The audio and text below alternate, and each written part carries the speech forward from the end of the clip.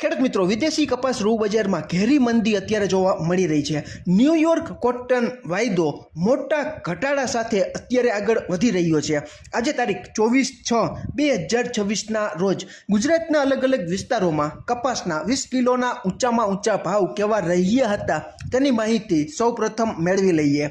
બોટાદ 1855, બાબરા 1700, રાજકોટ 1902, ગોંડલ 1821, જસદણ 1845, અમરેલી 1895, સાવરકુંડલા 1857, જામજોધપુર 1885, જેતપુર 1841, જામનગર 1790. 8 વાગ્યે અને 45 મિનિટની આસપાસ ન્યૂયોર્ક કોટન વાયદો ડિસેમ્બર 2026નો 1.82 સેન્ટ જેટલો ઘટીને 76.91 સેન્ટ. ક્રૂડ ઓઇલ WTIનો વાયદો $3.49 જેટલો ઘટીને $69.72. બ્રેન્ટ ઓઇલ $3.37 જેટલું ઘટીને $73.43. ડોલર ઇન્ડેક્સ 0.229 જેટલો વધીને $101.402.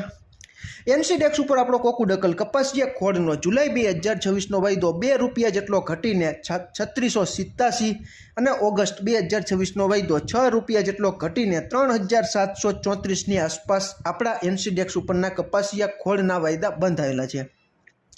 શંકર રૂની ખાંડીનો ભાવ ગુજરાતમાં ₹150 જેટલો ઘટીને 63,200થી 63,500.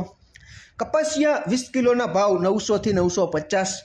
કપાસિયા વોશ ₹10 જેટલું ઘટીને 1470 અને કપાસિયા ખોળ 60 કિલોની ભરતીવાળી ગુણી આવે છે જે બ્રાન્ડ 2500 થી 2700ની આસપાસ ગુજરાતના ઘણા ખરા વિસ્તારોમાં કપાસિયા ખોળના 60 કિલોના બ્રાન્ડના ભાવ છે તે બોલાઈ રહ્યા છે.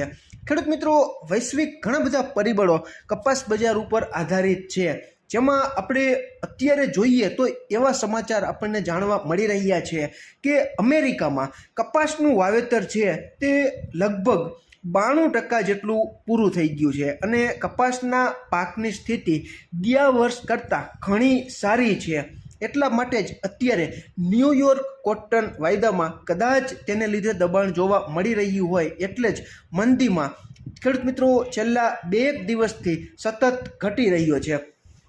હવે દરેક દેશના રૂના ભાવ ભારતીય રૂપિયામાં ભારતીય માપ પ્રમાણે 356 કિલોની ખાંડીમાં કયા દેશના રૂના ભાવ કેવા ચાલી રહ્યા છે તેની માહિતી પણ આપણે જાણી લઈએ. શંકર રૂની ગાંસડી 18/6/2026ના રોજ ₹63,000 ભાવ હતો. તેમાં ₹500નો વધારો થઈને 22/6/2026ની સ્થિતિએ 63,500 ભાવ છે તે આપણને જાણવા મળી રહ્યો છે. ન્યૂયોર્કના જુલાઈ વાયદા પ્રમાણે 18 તારીખે ₹56,249 ભાવ હતો. તેમાં ₹445નો ઘટાડો થઈને 22 તારીખે ₹55,804 અને ન્યૂયોર્કના ડિસેમ્બર વાયદા પ્રમાણે 18 તારીખે ₹58,926 ભાવ હતો. તેમાં ₹6 જેટલો ઘટાડો થઈને 22 તારીખે ₹58,920. ચીનના જુલાઈ વાયદા પ્રમાણે 18 તારીખે ₹78,356 ભાવ હતો. તેમાં ₹78 વધીને 22 તારીખે ₹78,434 ભાવ આપણને જાણવા મળી રહ્યો છે.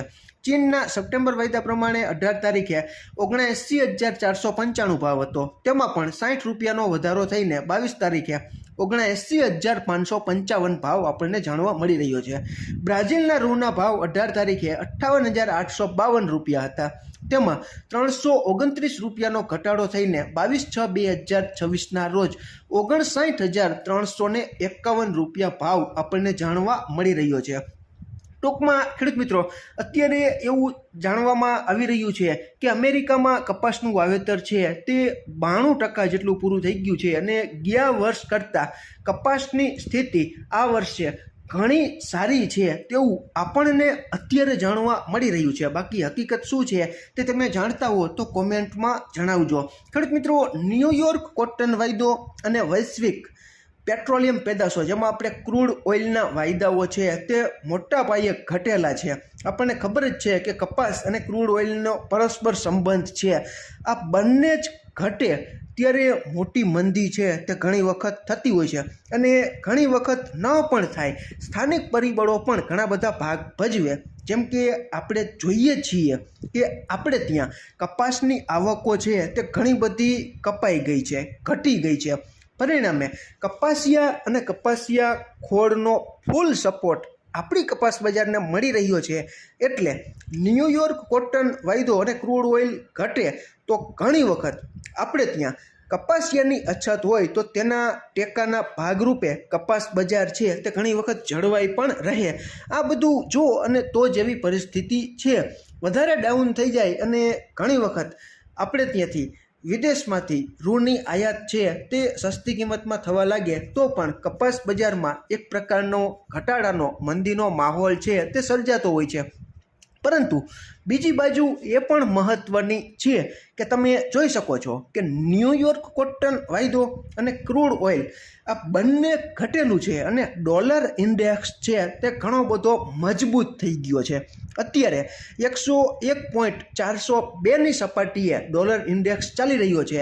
એટલે કદાચ ન્યૂયોર્ક કોટન વાયદો સસ્તો થઈ જાય, પરંતુ આપણને ખબર જ છે કે અમેરિકામાંથી આપણે રૂની ખરીદી કરવી હોય તો ડોલરમાં વહીવટ કરવો પડે. એટલે ડોલર ઇન્ડેક્સ છે તે ઘણો બધો મજબૂત થઈ ગયો છે. એટલે ખરીદી કરવી કે ન કરવી બંને પાસા વિચારવા જેવા છે.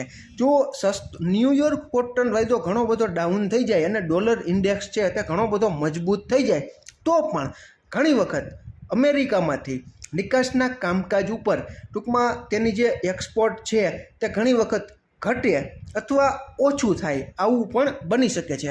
આ બધું વૈશ્વિક લેવલે જો અને તો જેવી પરિસ્થિતિ છે. તમારે ત્યાં ગામડે બેઠા કપાસના કેવા ભાવ ચાલી રહ્યા છે તે તમે ચોક્કસ કોમેન્ટમાં જણાવજો. અને તમારે ત્યાં કપાસના આગોતરા વાવેતર કેવા થઈ રહ્યા છે તે પણ તમે કોમેન્ટમાં જણાવજો. ભારતમાં કપાસનો વાવેતર વિસ્તાર મોટા પ્રમાણમાં ઘટે તેવી પ્રબળ શક્યતાઓ છે તે જણાઈ રહી છે અને અમને દેખાઈ રહી છે. મારે ઘણા બધા વિસ્તારોમાંથી ખેડૂત મિત્રોનો ફોન આવે છે કે પરાશરાભાઈ, આ વર્ષે પણ અમારા વિસ્તારમાં મગફળીના વાવેતરનો દબદબો છે તે અકબંધ રીતે જળવાઈ રહે તેવો માહોલ છે તે અત્યારે અમારા વિસ્તારમાં અમને દેખાઈ રહ્યો છે. કારણ કે ઘણી જગ્યાએ મગફળીનું આગોતરું વાવેતર પણ થઈ ચૂક્યું છે અને કપાસમાં ગુલાબી ઈયળ અને વીઘાદીઠ ઉતારા ઘટતા, મજૂરી ખર્ચ વધતા કપાસની ખેતી છે તે લાંબા ગાળાની ખેતી હોવાથી શિયાળુ પાક કરવામાં પણ ઘણી બધી અગવડતાઓ ખેડૂત મિત્રો ભોગવતા હોવાથી ટૂંકા ગાળાના 2 પાકો લઈ શકાય. જેમ કે મગફળી કે સોયાબીન વાવેલું હોય તો તે જગ્યાએ ચણા, જીરું, ધાણા, મેથી જેવા શિયાળુ પાકોનો વિકલ્પ ખુલ્લો રહેતો હોવાથી મોટાભાગના ખેડૂત મિત્રો છે તે કપાસનું વાવેતર ગુજરાતના ઘણા ખરા વિસ્તારોમાં ઘટશે તેવું અમને અત્યારે જણાવી રહ્યા છે. આમાં ક્યાંય ભૂલ હોય અને તમારી પાસે નવી અપડેટ હોય તો ચોક્કસ તમે કોમેન્ટમાં જણાવજો.